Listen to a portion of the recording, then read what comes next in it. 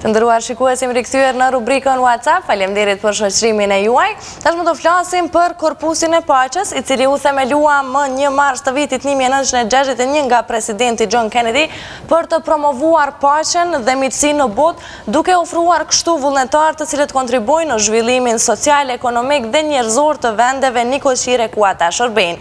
Këta vullnetar që nga qershori i vitit kaluar shërbejnë edhe për Kosovën dhe po vazhdojnë ta bëjnë këtë gjë. Kështu që në studio tashmë kam të duke nisur nga drejtori Korpusit të Paqes në Kosovë, Stefan Kutzy. You're welcome. Well, thank you for having us here today. It's a pleasure to be here. Nderit, besoj që e kuptua që na falenderojmë për ftesën. Ndërsa asistente ekzekutive në organizat në Korpusin e Paqes, Vitesa Kuqi, mirë se erdhe. Faleminderit shumë Derona. Sot Vitesa gjithashtu do të na ndihmojë edhe me përkthimin sadopak të drejtorit.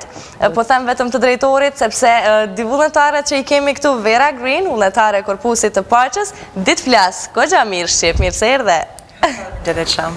Kemi edhe Colin Layne, vullnetarin tjetër. Mirë se erdhe, Colin. Faleminderit. Do doja ta nisim, Vitesa më ndihmo të lutem, do doja ta nisim me drejtorin, duke dashur dim qëllimet e Korpusit të Paqes. We would like to start with the goals of the Peace Corps. Peace Corps has 3 goals that they've had since the founding in 1961. The first goal is to provide trained technical staff volunteers to help at the country's request to develop whatever they need. In this case, it's education, so we have teachers here.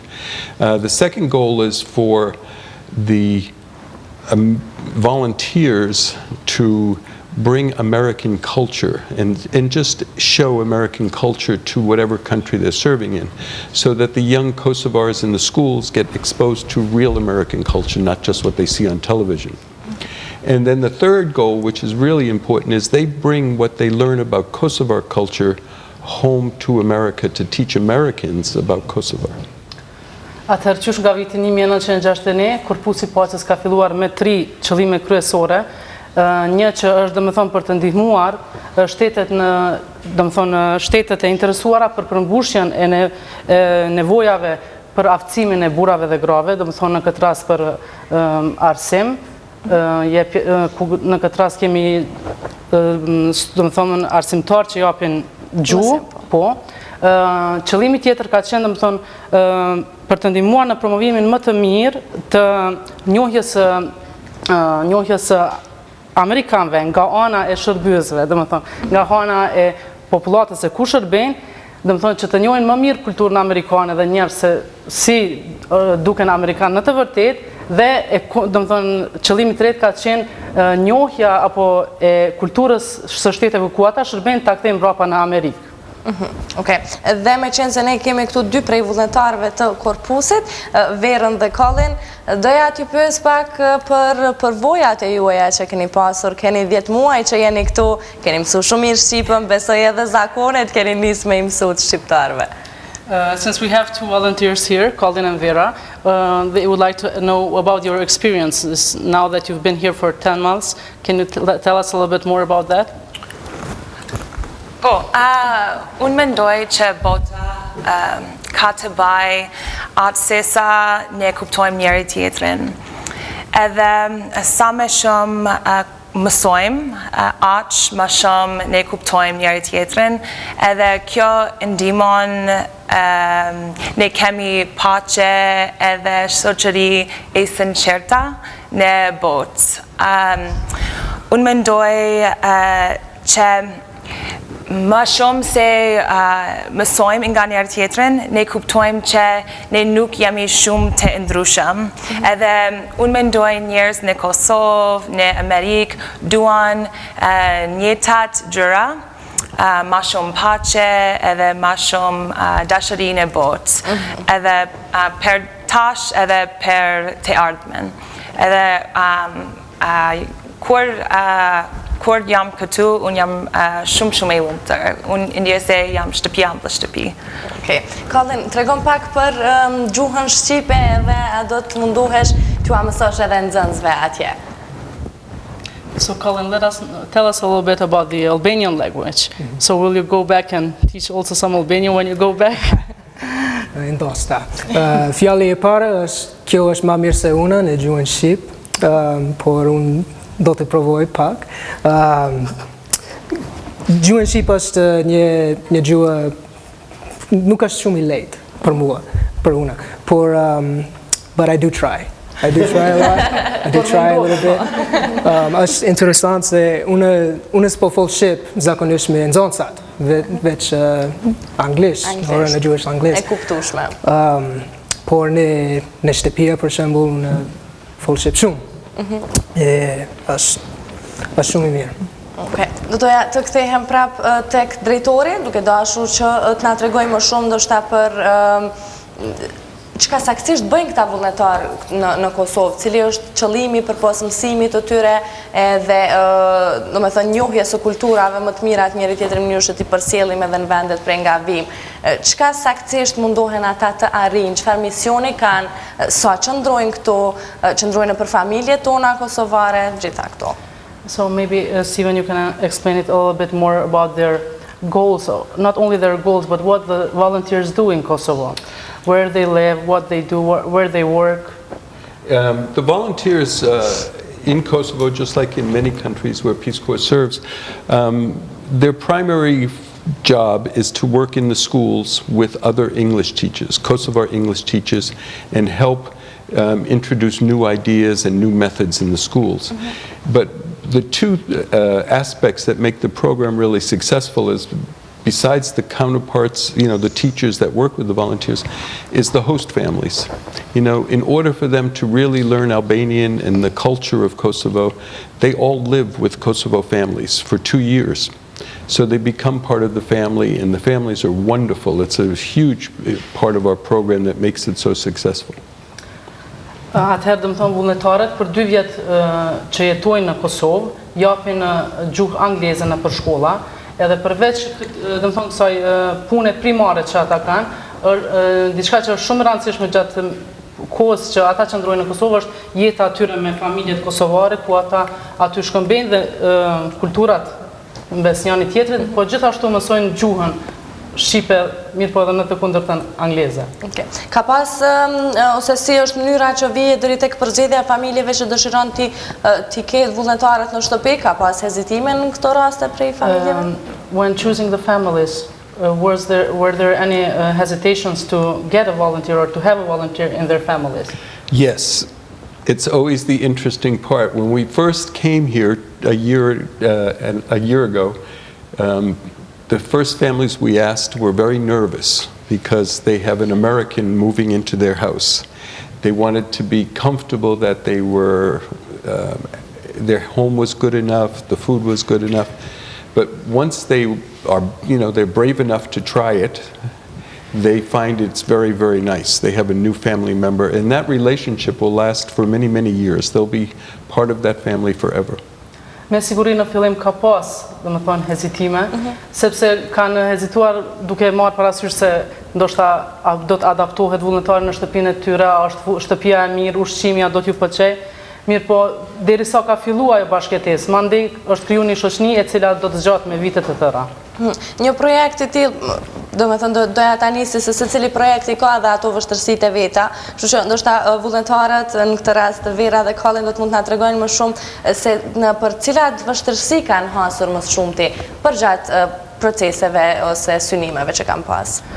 During your po mendon për këto si vullnetar të Korpusit të Paqes, during your service here as a volunteers, what were your challenges so far? Gjuhës shqip.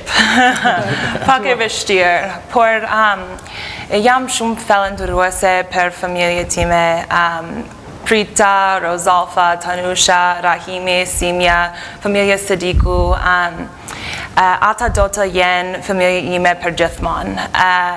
Zemra ime do të jetë në Kosovë edhe në Amerikë njërin kohë. Njëtën ko, gjys me gjys, po unë indje se ata janë familje e vërtet, po shumë e bukur, familje shumë e bukur. I would say that the most difficult challenge would be language as well. The language is the key to the community, especially within your family and your city or village, and it's important to be able to communicate effectively. And so getting over that language barrier, whether it be in school or outside, navigating the buses. I got lost looking for a cafe just today, for example, and I had to use the Albanian. So adjusting to the culture, I would say, is the biggest challenge for me. Atëherë do të thonë sfida më e madhe ka qenë gjuha, padyshim se do të thonë komunikimi me familjen, hiç më larg se sot për një moment e kam humbur rrugën. Do të thonë çdo komunikim lidhet me gjuhën edhe atë e kam pa deri tash si një sfidë. Mirë, edhe në të nësi ky projekt është një sfidë më edhe për vetë Korpusin e Paqes. Edhe drejtori përgjatë këtyre viteve që do të thonë ekziston ky projekt, mendon që janë përmbushur synimet që gjitha kanë rezultuar ashtu siç është planifikuar me fillim, sa është i kënaqur ndoshta me rezultatet? How satisfied are you with the whole achievements that have been achieved so far within the mission of Peace Corps? I am overwhelmed with satisfaction. Ever since I got here into Kosovo, I arrived in September 2013, and everybody has been so incredibly cooperative. The government is very supportive. The people are fabulous, and so they've opened their homes and their communities and welcomed us, and they are really benefiting from this experience. We are just thrilled to be here. It couldn't be better.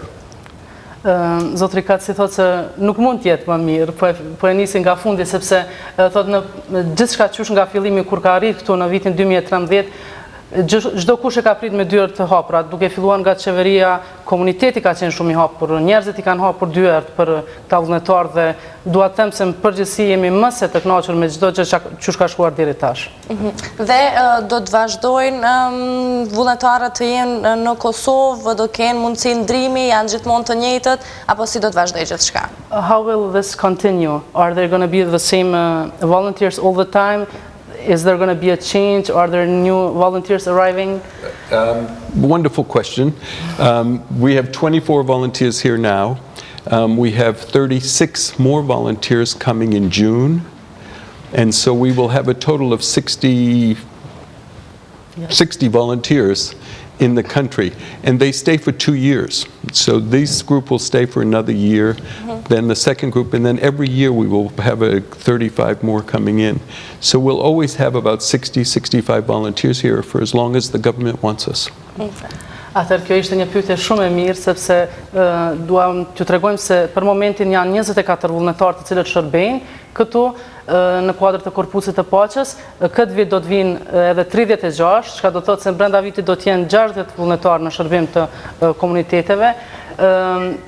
Vullnetarët shërbejnë për 2 vite këtu, çka do të thotë se vitin tjetër shkon ky grup, brenda vitit tjetër do të thonë vjen grupi tjetër, kështu që çdo vit do të ketë rreth 60 vullnetarë në Kosovë.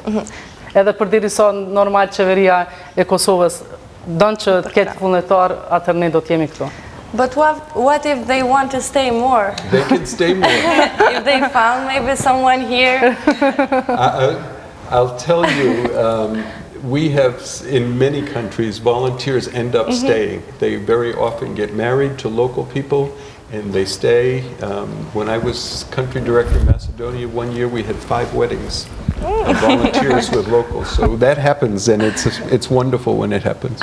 Atë në pyetjen tënde se nëse vullnetarët dëshirojnë të rinë më gjatë në Kosovë, padyshim nëse ata dëshirojnë të rinë, kanë lejen që të rinë, do të munden, janë të lirë të vendosin. Duam të cekim se gjatë punës së tij në Maqedoni, si drejtori i Korpusit të Paqes atje, zotri Kutzy tregon se ka pas 5 dasma brenda vitit, do të thonë martesa brenda vitit, kështu që Kur do të martohen Vera dhe Colin? E di që kur unë të martohem, shumë larg në të ardhmen, nana ime në Kosovë duhet të takoj dashurin tim, edhe i pëlqej asaj, gjithashtu. Okay. Colin? the question about... Did you find any girl over here? Maybe tomorrow. Okay. Faleminderit shumë të gjithëve që ishin sot këtu. Vërtet është mirë, është pozitive kur bën biseda të tilla vullnetare që janë të mira në vendin tonë. Faleminderit shumë. Thank you all. Faleminderit shumë.